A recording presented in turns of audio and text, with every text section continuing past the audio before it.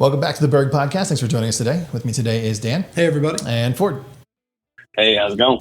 And so tomorrow, right, we've got an event coming up here at Berg Construction. And it's a little different this time, but it's something that we try to do a couple times a year in different forms or fashions. And we're having a team gathering, like a company picnic. Company picnic. Yeah, that's a. We've never called it company, but no. Right? Have we ever called this the company picnic? That's what Tracy calls it. Okay, Tracy says it to me. I don't know that we say it everywhere else. We usually just refer to what it is.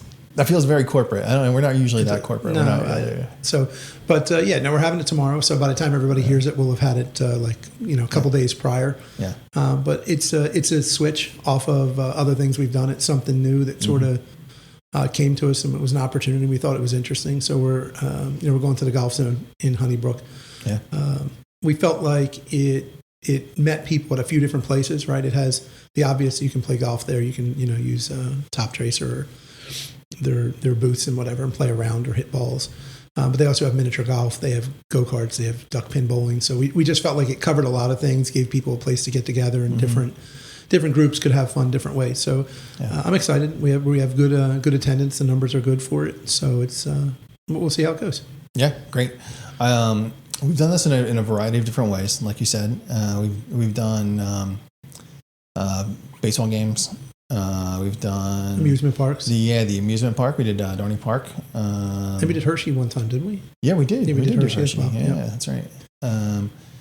We've done the corn maze. Yep. Yeah, done the corn maze. Trying to think of other ways. I feel like we've done other things other than that. Ford, can you think of other stuff we've done? We tried to do a hockey game one time, but it got canceled because of COVID. Yeah, that's right. The vid got us. Yeah. We tried to do like a Reading Royals game. Yeah. And that was like the weirdest thing because they just they canceled their season, right? Which, okay, that happened to a lot of indoor things. But then for like a while, it was like, are they ever going to have a season again? Yeah. So it just felt funny. Yeah, but no, so this will be interesting. It's a new one. It's different. I'm excited about it for the guys. Actually, I was out visiting sites last week, and Christian came up on the night. Well, he said to me, so we're going to have contests. Yeah. I said, I hadn't really thought about it. But he knows who he's talking to here. Yeah, he knows that I do love contests, although, let's be honest, the long drive contest versus Christian is a contest I will lose. Yeah. I tried to say that we had to get Top Tracer to taste the distance that we hit the ball in actual linear feet, not distance it went. I think it does that. Because right? if I had a slice, I want full, can I get full credit for that? You know what I mean? Okay. Not that it's 150 yards away from me, but I hit it 150 yards straight and 150 sideways, so that's like 300. Yeah. So I think we're going to do it. We've been talking about it. I think we're going to add that in as just something, maybe like a men's, ladies, and then kids over 13, kids under 13 sort of deal. I love it. Yeah. Then we were going to do lowest score miniature golf. Oh, lowest score miniature golf. Okay. So they also wanted to have something with the timed races on the go-kart. So I did not subscribe to that because I don't know that they have a timing device. And I felt like encouraging us to drive go-karts even faster could potentially pose a liability Maybe risk. we could get Hunter over there with a stopwatch or something. You could maybe get Don over there. Yeah. I feel like Don would flag me down and be like, "That's it." Too aggressive. Yeah. I feel like even I'd end up in a safe driving class or something just from my go-kart racing. Yeah. But I also found out Christian raced go-karts when he was younger. Okay. So he was just trying to set himself up for success with things two that things he can win. Mm-hmm. Yeah. Okay, I get it. Yeah. So no, but I thought it was a good idea when he added it. It'll make it interesting. Tracy's nervous as to how we track this. She's like, who's responsible for it? Right. Yeah. And I said, let's pretend like it's a golf outing. I don't know, Brian, if you want to say that you hit a ball 400 yards, I'm not going to ask you to take a picture of the screen. If you want to say that you hit it 400, go ahead. But I just didn't think that would be what the guys or anybody would do. Probably not. It's probably not worth coming up with some. Yeah, because you could get called on the carpet. You know what I mean? You write some crazy. Christian hits a ball that he might actually be able to hit. Christian writes over 300. You got to have a follow up at the end. Well, I was going to say what you do is you take the people with the 3 longest recorded drives, and then they have a drive off. So we thought about that. This is like the new All-Star game, right? The new swing off rules. Yes, we may do that actually. We talked about it. The only reason I don't want to say we're going to do that for sure is, let's say somebody's there with their family and they have kids and they can be there from 5 to 7. And they gotta go. And they got to go. And you're like, then they're out. I don't want them to be out. So you don't have to be present to win. You just have I'm to saying have you just have to have recorded the longest drive. But I think that if somebody's number's up there, what I'm probably going to do is if I see, like, if Christian puts like a 320, 330 up there, I'm be like, all right, well, let's go back down there. Let's see you hit one anywhere near 320, 330 right now. Go ahead. You got 10. Let's see you hit it. How many options do you get? I mean, that's the problem. We keep coming up with more rules. Like, okay, you get 5 more hits to get to that number. No, I think it's. I like the idea of you just have to snap a photo of the screen. At least that way, it's like, all right, we're making the rules up as we go. All right, so when I'm just saying, like, you might hit a topper, you might hit a slight. You know what I'm saying? Like, if they hit just one, get one. If you hit one that's a bomb, you got to take a picture of it. You can write it on the piece of paper, but you got to have something to substantiate that someone that at that point hit a ball that far. Yeah. All right. In the air. That's how Top Tracer is going to the carry, right? Top Tracer. Yeah, that's true. Low ones on that Top Tracer. Are we getting carry in this? Yeah, I guess we get carry. Carry versus overall distance. Whatever it says, whatever it calls it out. I think it calls out overall distance. We can go overall distance. That's fine. Yeah. Ford would hit like a 3 screaming low or something. Well, like a 700 mile an hour 3 iron. Yeah, that's fair. Yeah.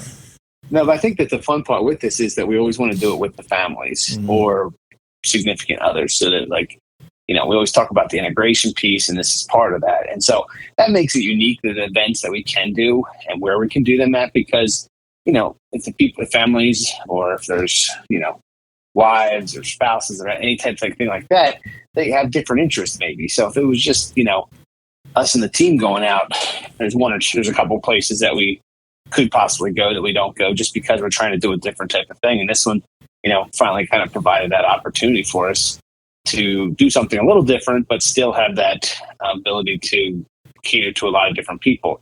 The other thing we always try and find is we've done a couple events where people are so segmented or so broken apart because of the space being so big that it didn't really feel like there was any camaraderie. It was like you might wave at somebody across the way. I think Hershey Park's the way. I remember that the last time. It was just so like, we had a luncheon, and that was the only time that we saw anybody. And that was like, that luncheon was like 4 hours long. So people would like walk in and disappear again. It's just, that's not really the benefit to this. I mean, we wanted people to have fun, but the benefit is too to kind of get to know some of your coworkers a little bit better. And so it just doesn't work if everybody's spread out too far. And in a different environment, that's the other thing, right, bro? Yeah.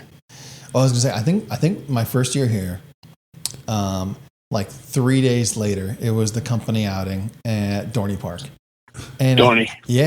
But I don't think, and it was it's a brand new employee. I knew a couple of you guys, but I don't think there was like any organized or formal like meeting at that point in time. It wasn't like, hey, let's all get together for lunch, or everyone like goes in at the same time, whatever. So I remember kind of walking around, and I think I was there with my family, and this is a while ago. So my kids were there, and I was like, kind of recognized a few people, kind of didn't, and but the way we try and do it now, like you're saying, with the built-in gathering spaces or specific times, it makes a lot more sense. Yeah, and Aaron still talks about when we went to Hershey, because Aaron said, like, if there's a scenario that I don't want to be in, I do not want to be like partially wet in a bathing suit meeting your coworkers. That's not what she would like to do. She already doesn't like water parks.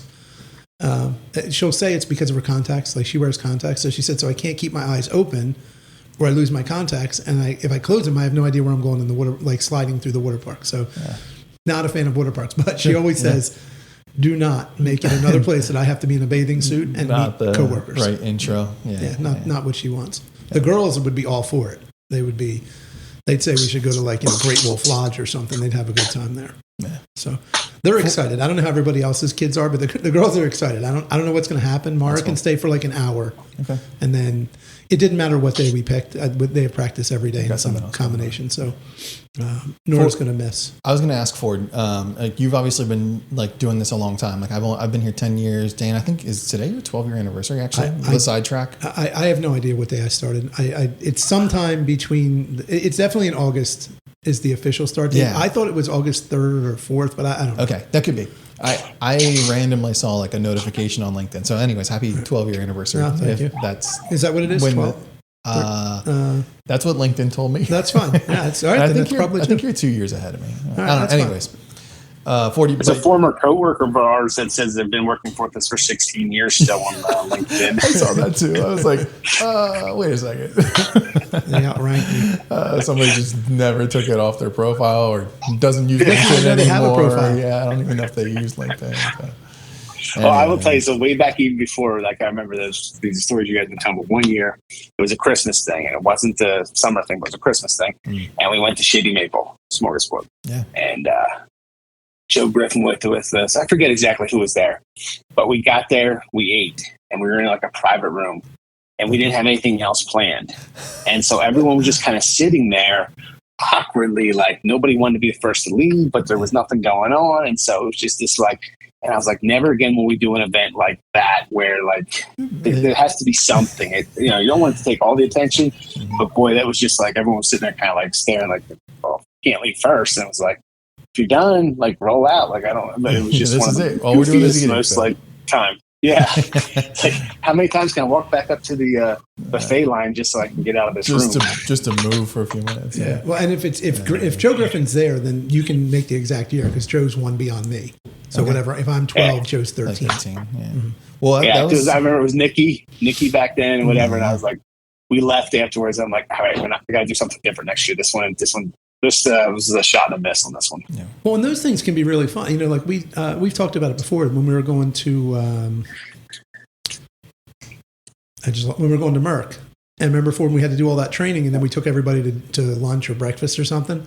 Right. You can do that if that's the thing. But when you're trying to have like an event, people don't realize there has to be something more, especially I always feel bad for Tracy and Kels and the girls on these events because they act like they're working and I don't want them to, right? Like I want them to be able to enjoy whatever it is that we're doing as well.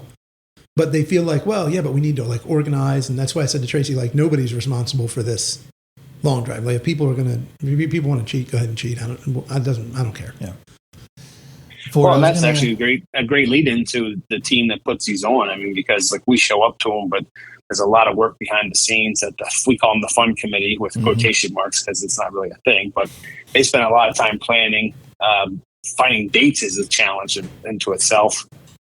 All that kind of stuff that goes on behind the scenes. And like you said, even like, to the day of, I remember last couple of years when we did like the corn maze and it'd be like the whole day and even the night before getting stuff lined up and things showing up at the right time. And so there's a lot of logistics behind the scene. And thank you to the team that puts that on because it's not just show up and plug and play.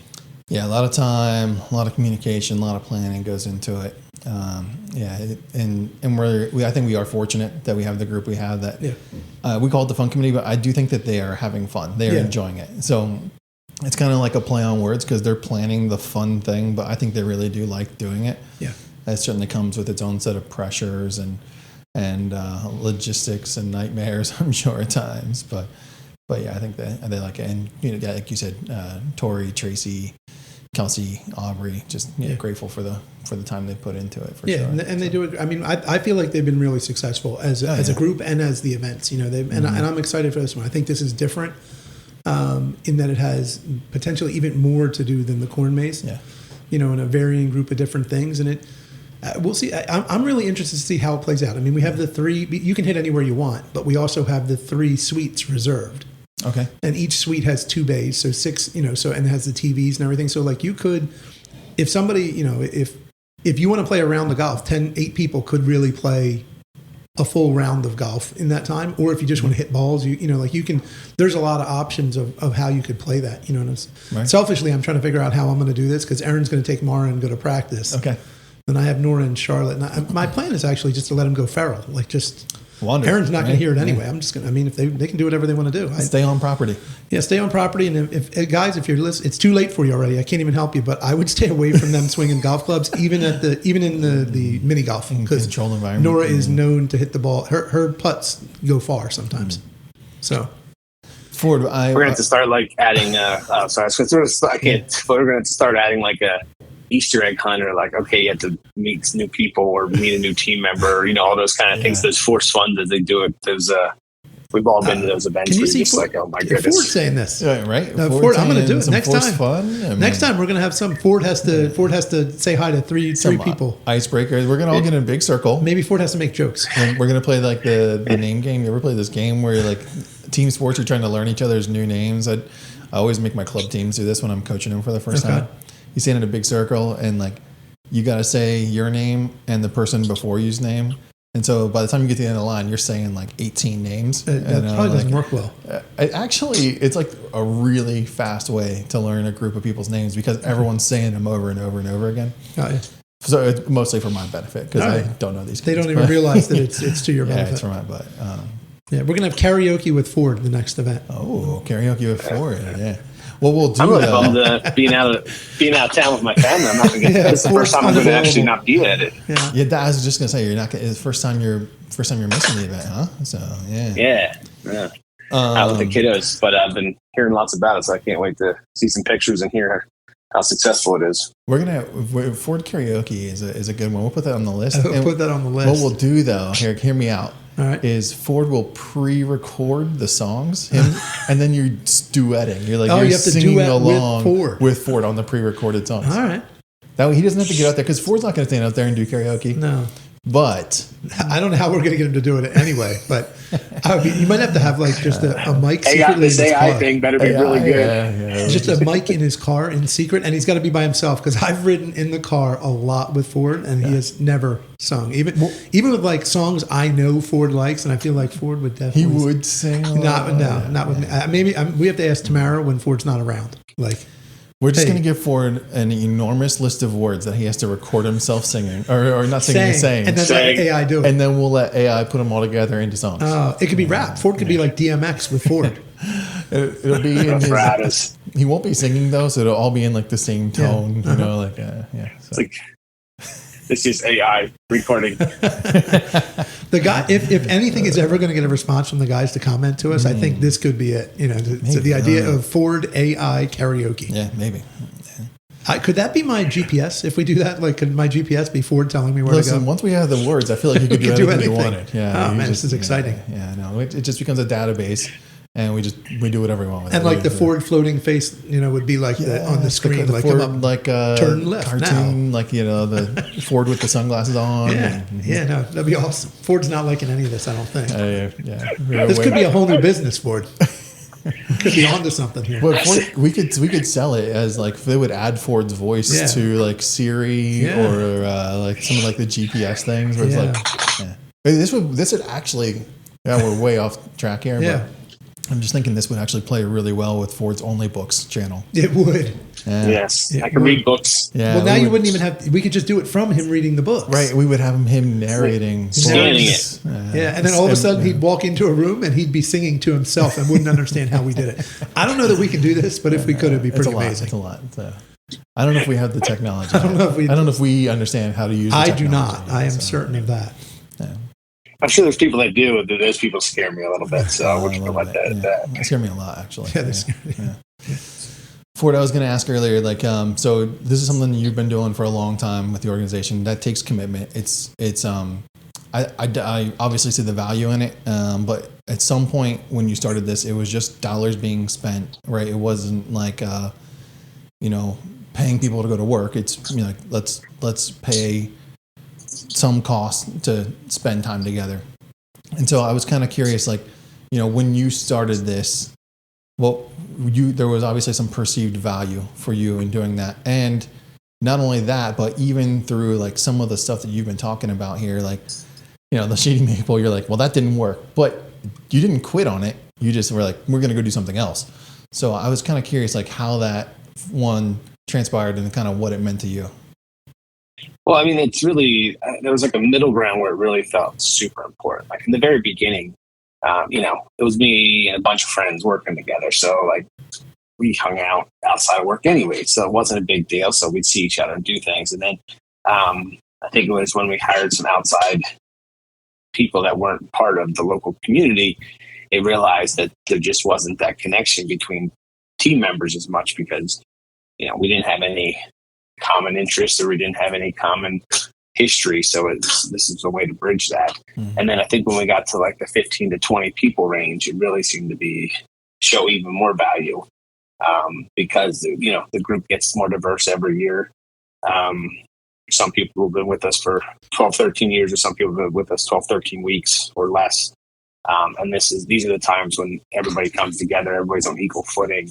You know, the labor and the dozer operator and the office team are all just sitting around having some dinner, chatting, saying hello to each other, meeting each other's spouses that they might have heard about, positively or negatively, from day to day, but at least they get to put a face with a name and, you know, and realize maybe that someone was just having a bad day. But that's the fun part of these events, is it kind of, you know, takes you out of those challenging times at work and just allows you to get to know each other better. You know what's really interesting about what Ford said there is, he said when it got to be 15 or 20, right? Like it always, when you go back to it, it's one of the most amazing things in the story, you know, and it's something that generationally, I think if we could play forward another 25 years, you know, and be in that spot, it would be even more meaningful. Like right now, we only think of, like, time is an odd thing, right? Like we all evaluate how long ago something happened right now by COVID, right? So we say like, well, that was like 4 years ago. And you and I have this conversation all the time. I was like, no, that can't be 4 years ago because it was before COVID. Mm-hmm. And then we're like, oh, wait a minute. Yeah, COVID's now like 5 years ago. And for Ford, you know, he was explaining everything, and he said, and when you got to 15 to 20, to think that we've gone, you know, 3 to 4 times past that, you know what I mean? Oh, yeah. Size-wise, you know, right. And then even bigger than that, and then realize like, okay, maybe we got to pare back down. This isn't where we want to be. We want to be a little bit smaller, you know, as we got bigger at one point and just realized it wasn't who we wanted to be as a company. It wasn't that we couldn't sustain it. It wasn't that we couldn't do it. Mm-hmm. It was that it doesn't let us be who we want to be as a company, be what Ford started, you know, so we come back down to a smaller size, but still 3 to 4 times bigger than when Ford says like it started to become important. And I feel the same way. I feel like it's really important now, you know, as we've grown and empowered a lot of people to have a lot more authority and try and fine tune what the responsibilities of Ford and you and I and Brad and Dylan and Scott and Anthony, and, you know, you just keep going, Dylan and Stetson, fine tune all of these people's responsibilities, that it gets more and more important to put them together, because in some cases you're putting together people who don't see each other every day but have known and worked together for more than a decade. Yeah. In other scenarios, you're putting together people who have, like Ford said, they haven't been together for 10 days. Mm-hmm. You know what I mean? Just by the timing of it. And you put them in this environment, and there could be someone who started in the last 6 months that loves to golf, and we have no idea about it. Yeah. You know, and they get out there and they hit a few balls and they clearly know how to hit a golf ball, and you have a conversation, and all of a sudden it's something you didn't know about that person. Or maybe they love duck pin bowling. Maybe they love duck pin bowling. I don't know. You know what I mean? Maybe they love wings. You know what I mean? Maybe I'm being you know, we're being facetious, but we're being serious. You don't know, because you know the circle that you get comfortable with, and it's, as we grew, that became really important, and it's outside of something that Ford or I, and I'm not going to speak for you, but I feel like you also, that like we naturally do. Like, it's not that we can't talk to people or we can't engage, but I don't like actively seek out wanting to like hang out with people, because we build our lives in a way that there's certain responsibilities and certain time constraints, and there's only so much time. So I'm going to focus on those buckets, and it doesn't leave a lot. So when Berg does this and sets this up, it allows for a completely different environment and a way to see people in a different light than you would normally see them. I was talking about this actually this morning in a little bit different capacity, but I was talking about how, like, you know, you mentioned it a moment ago, like as our roles have changed over the course of each of us being here, and Ford's the most dramatically, obviously, right? So, you know, going from being the one who had to like schedule and do everything and organize the 5 or to 10 people that would show up on any given day, to, you know, now the vision. And like 10 years ago, I met every person who came through the door, because a part of my responsibility was, you know, some of the human resources and some of the onboarding and doing some of the legal compliance paperwork and those types of things. And at the time, given our size, like, you know, like I did it all. I did all of those like compliance and HR logistic components, right? Before Tracy was here. And so I knew everybody in there, and I really I didn't get in the field, but I had an opportunity at some point early in each of those people's onboarding to meet them, to engage with them, and as gradually, the rest of the folks who were here, which at that point wasn't that many more. And now my role is significantly different, and Tracy does a lot of those things, and the folks, on your team do a lot of the onboarding. And so I was talking to Tracy earlier about this, and I was like, man, now when I go to these events, it's a really cool opportunity, not only to see the core that we talk about, right? The folks who have been here for those, in my experience, 10 years, and obviously longer from beyond me. But to see the way the core is and has changed even over the last 3 to 5 years, and then really get a chance to interact and meet with folks that have onboarded and become part of the team, that even since that I have maybe you've not even had a chance to interact with or engage with at that level yet, right? I've seen the names. I've probably done some of the logistical setup in the background, but I haven't necessarily put names and faces together and interacted. And these events are meaningful to me from that capacity, because I still really enjoy that piece of who we are. It just is not part of my daily routine anymore. And so the fact that we get to do this a couple times 3 or 4 times a year in some different capacity has become very meaningful to me as my roles change. Yeah. Well, so, and switching gears on which one we're talking about, it even few things bother me about time constraints. Sure. Right. Everybody has their life. You can make it, you can't make it. One thing that bugs me is always that you are never at the 10-year dinner. Oh, right. And I know going into it, I know it doesn't matter what we do. I can't do anything.